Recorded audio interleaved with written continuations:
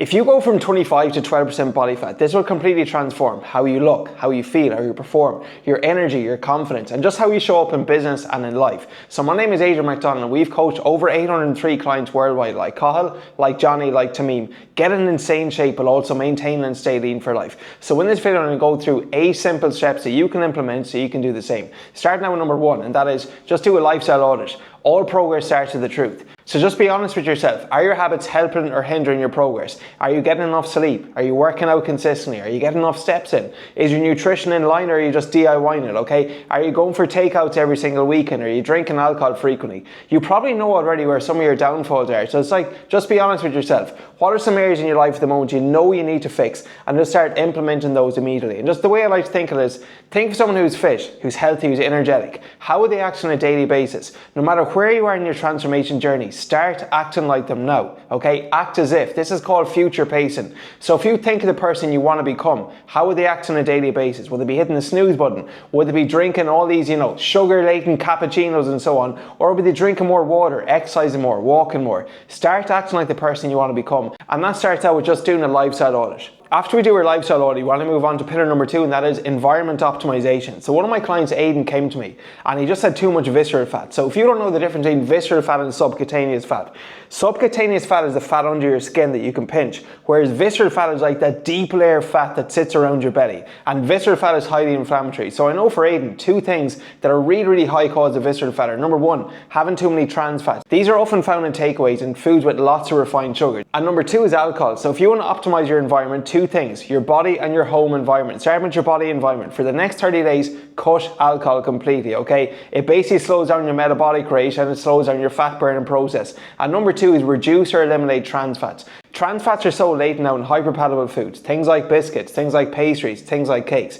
So at least remove some of the processed garbage for the next 30 days, and this will almost just do a mini detoxification in the body. From there, then what do you want to do? We want to optimize your gut. Your gut is so important. It's known as your second brain. So we know there's a few things you can do to improve your gut health, to improve your digestion, and just to lower some of that inflammation. The first thing is going to be your fiber intake, okay? So you want to be having 25 to 30 grams of fiber per day. That's going to be coming from increasing your fruit and vegetable consumption, okay? Next up for your gut is going to be pre and probiotic foods. These are things like walnuts, these are things like sauerkraut, these are things like kimchi and fat-free yogurt. And then finally with your gut, so important, you got to be drinking water, okay? What I recommend is about 30 to 50 milliliters per kilo of body weight. And if you do those 5 things, that's going to help you optimize your gut and optimize your body environment. But it's not about your body environment, it's also about your home environment too.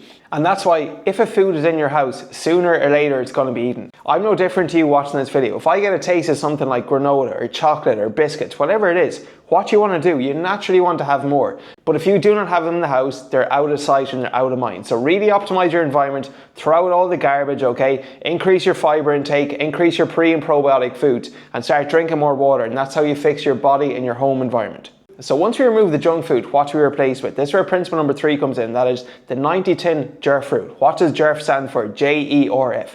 Just eat real frickin' food. Like, if you look at an apple, it doesn't have any ingredients. It's got 1 ingredient, it's just an apple. If you look at 100% chicken breast, it's just a chicken breast. If you look at something like, I don't know, bread, if you look at something like pizza or pastries, what's actually in them? Okay, they've got multiple ingredients. And again, I'm not saying you got to be completely restrictive here, but the 90-10 approach we like with our clients. That means 90% of your foods are coming from single ingredient whole foods and 10% more flexible or fun foods. So one of our clients, Johnny, was running a business and he was going through his meal plan with him and like, how are you actually running a business? No disrespect, eating some of the food that he ate, okay? So he was just having too many hyperpalatable foods. He was just drinking too many coffees, croissants, cappuccinos, delis, chicken fillet rolls, all these things on the go and need no real structure. So if you have mostly single ingredient whole foods, that's going to help you feel and function better. Which brings me on to point number 4, that is the calories you take in will affect the calories that you burn.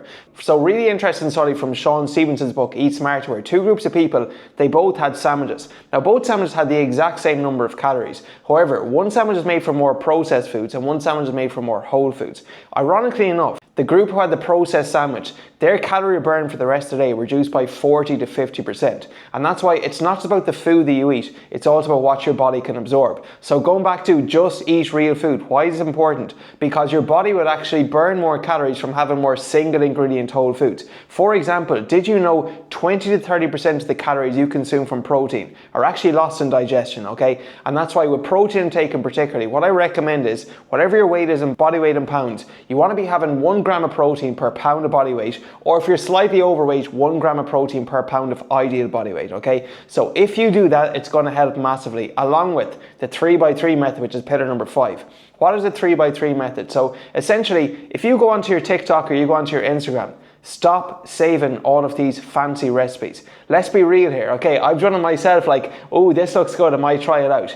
You don't need more variety, you need consistency. And most of my friends, they are all in shape like me. One thing most of us have in common is this: we eat the same or similar foods on a consistent basis. So what I recommend is the 3x3 method. Pick 3 different lunches, 3 different breakfasts, 3 different dinners with the same or similar calorie and macronutrient breakdown, and just have those on a consistent basis. So for example, for breakfast, you might have a egg recipe. You could have something like with overnight oats or with porridge recipe. You might also have something quick and convenient like with Greek yogurt and some fruit. For lunch, it could be something like a salad variation, a wrap variation, yesterday's dinner. For dinner, then it could be something like, okay, chicken curry, a salmon and rice bowl, a steak and potato recipe, whatever it might be. Just pick 3 recipes you know you can make that are quite consistent with your schedule, that are quick and convenient, that you can have on the go consistent. I promise you, if you do that, okay, less variety at the start, and then once you build that consistency, then you can add in more variety over time. But that's what we have found works well with a lot of our clients, because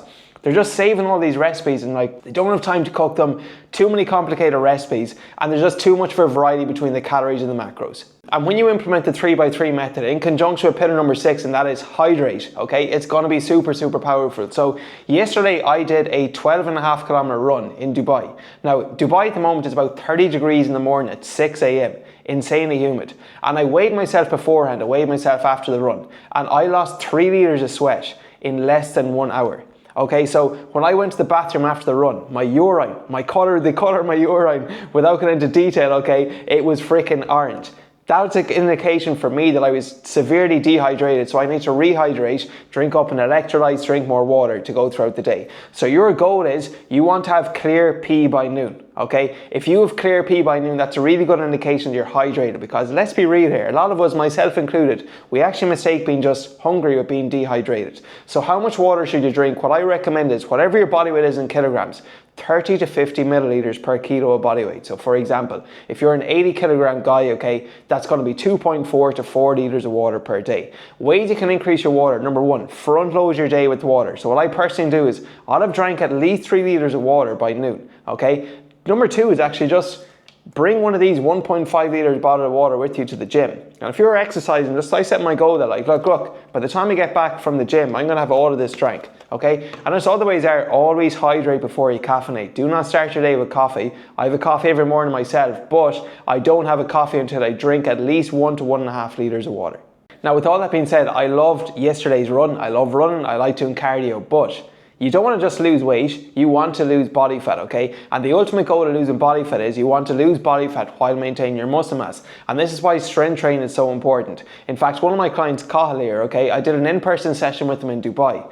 And we did a good session. We focused on the main principle of metabolic resistance training, which involved things like progressive overload, focusing mostly on compound lifts, trying to get a bit stronger after every single session, doing some mobility work and so on. And after the end of the 1 hour session, none of us were like, we weren't dripping sweat, but we did train hard, okay? And he was kind of wondering that, okay, because I'm not drenched and dripping in sweat, does that mean that this workout was not beneficial, okay? Just hear me out. The purpose of the gym is not to burn calories. The purpose of lifting weights is to build muscle and get stronger.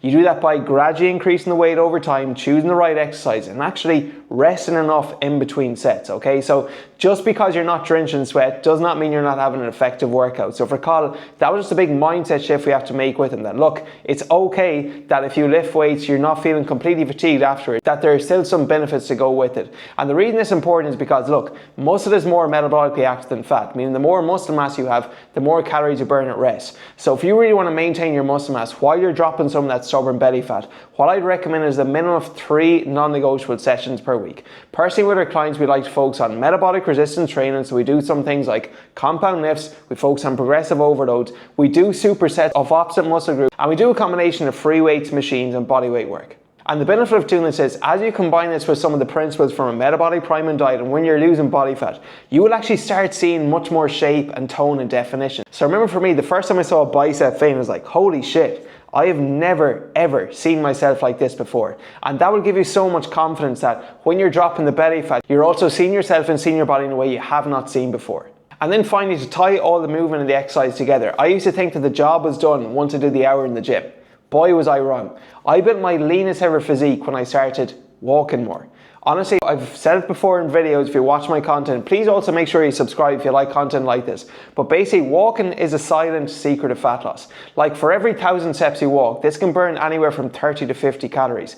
And for me, I've increased my caloric consumption by 700 or 800 in the last 9 to 10 weeks. I haven't gained any weight at all. And I was trying to think, like, what did I do differently, or what I've been doing differently that maybe I wasn't doing at the start? One of the only changes that I made was, okay, I have been walking more, but I just increased my walking speed. So a walk that might have taken me 40 to 45 minutes, now I get it done in 30 to 35 minutes. So look, I'm not saying walking speed, you gotta be freaking power walking, but it certainly can help. And if you just walk more every single day, we recommend our clients at least 8,000 steps a day. That's just gonna burn a ton of extra calories, okay? Lower the inflammation from some of that belly bloating in the gut and help you actually get a bit leaner. On top of this, though, if you want cardio, you don't need to do cardio to lose belly fat. You can 100% go from 25 to 12% without doing any cardio at all. But I think if you're watching this video, you also care about your health and your longevity. And if you want to know the 2 biggest things that predict how long you're going to live, it's going to be number 1, the amount of lean muscle mass you have, and number 2, your VO2 max, which is measured by your max heart rate. So what I recommend for a client is get at least 60 minutes of zone 2 conversational cardio per week. This can be something like going on the bike, going for a run, going on the elliptical, just doing some form of cardio. And the best form of cardio, in my opinion, is the one that you can actually stick to and the one you can actually enjoy. So then when it comes to actually KPIs and tracking progress, okay, what can you expect if you implement some of these methods? So the first thing is the 10% rule. What's the 10% rule mean? Don't aim to lose any more than 10% of your body weight in the first 90 days. So for example, 80 kilo guy, 10% of that, you want to be in 90 days time, 3 months time, 72 kilos. That is a perfect rate of weight loss, in my opinion. From there then, if you have a bit more to go after the first 10%, 2 to 4% of your body weight per month, okay? Things that we track at Mac Lifestyle Fitness are number 1, morning daily weigh-ins. Where focus goes, energy flows. Track your morning weight every single morning and just get your weekly average. This will just give you a good indication that if you're going in the right or the wrong direction. Number 2 is going to be track your caloric intake. Like, honestly, your fat loss is going to be governed by the calories you take in and the calories you take out. So a lot of people that we speak to on consultation calls, how many calories are you consuming? I'm not sure, like, I'm eating healthy, but they've been eating healthy for the last number of years, and no disrespect, they haven't lost any fat at all. So there's no point doing 3-4 hours a week in the gym if you're not willing to spend just 5 minutes tracking your food. One thing that really helps your clients in Mac Lifestyle Fitness, so I always do a month-one interview with our most successful clients, and what they always say was just log their food 1 day in advance. So what I recommend is do not go to bed tonight without knowing what you're going to have the following day. All the things to take note of when you're tracking are take your progress pictures. So one of my clients, Cathal there, who I showed you, there's only like 6 kilos of a difference between his before and after, but he lost like over 10% body fat, okay? So it is possible that you are actually losing weight and you are making progress without necessarily the scale already shown. Other things too are just your lifts in the gym. Going to be really important because when you lose fat, you want to make sure you're at least maintaining your muscle mass. And one of the best indicators of that is if your strength is not declining as you're cutting weight. Really good indicator that you're going in the right direction. Now, we implemented these steps with one of my clients, Daniel. So Daniel, in the first 4 weeks, I know he said it himself, it was hard. It was actually hell for him. I wouldn't say it was hell, but it was difficult, okay? Because it was a complete overhaul in his lifestyle. Changed his food, got him working out a bit more consistently, got him walking more. But in the first 4 weeks alone, okay, that's when the cravings are going to be highest. If you can get over the first month of going through this transformation, I promise you, the rest of the journey becomes much, much easier and also very enjoyable too. And for Daniel, the fact that he lost 4 kilos in his first 4 weeks, motivation, the best form of motivation is making progress. okay? That gave him motivation to keep going. Inside his first 3 months, he lost 12 kilos of body fat. Inside his first 6 months then, he lost over 15 kilos, but most importantly, 1 year on now, 1 year later,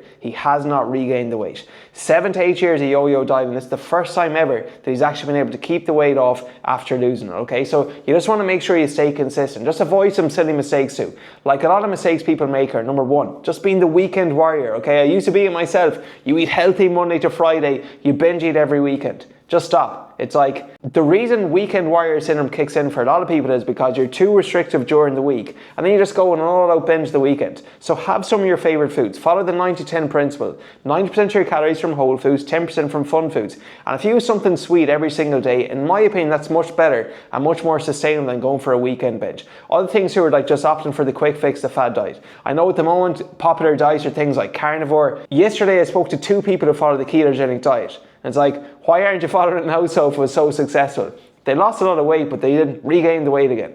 So it's like, if you cannot follow something for a decade, do not try to follow it for a day. And I'd say the final thing is just thinking that the job is done once you lose the weight. So a lot of people, you celebrate. Yes, I've reached my ideal weight. I've lost 10, 15, 20 kilos.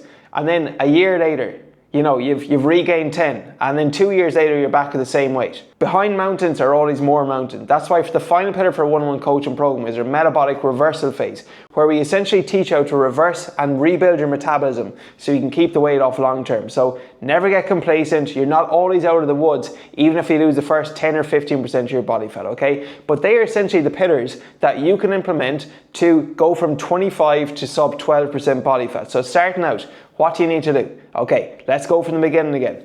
Environment and body optimization, okay? Cut alcohol, remove or reduce your trans fats for the next 30 days and start optimizing your gut. Have more fiber, have more pre and probiotic foods, drink more water. Step number 2, the 90-10 JERF rule, okay? 90% single ingredient whole foods, just eat real freaking food, okay? Also as well, make sure you have a source of protein at every single meal. From an exercise standpoint, give me 3 metabolic resistance sessions per week. Walk at least 8,000 steps a day and just sleep 7 hours a night. And most importantly, stay consistent. There's gonna be days where you wanna feckin' pack it in, where you feel a bit frustrated, maybe you're not seeing any progress, maybe the scale spikes despite having a really consistent week. But I promise you, once you do not quit, sooner or later you will get there, okay? So that is all for this video. I hope you found it helpful. Again, please make sure you subscribe, and also the way the YouTube algorithm works. If you like this video, just give me a thumbs up, give me a like, okay? Because just the way the algorithm is now at the moment, it's a bit weird.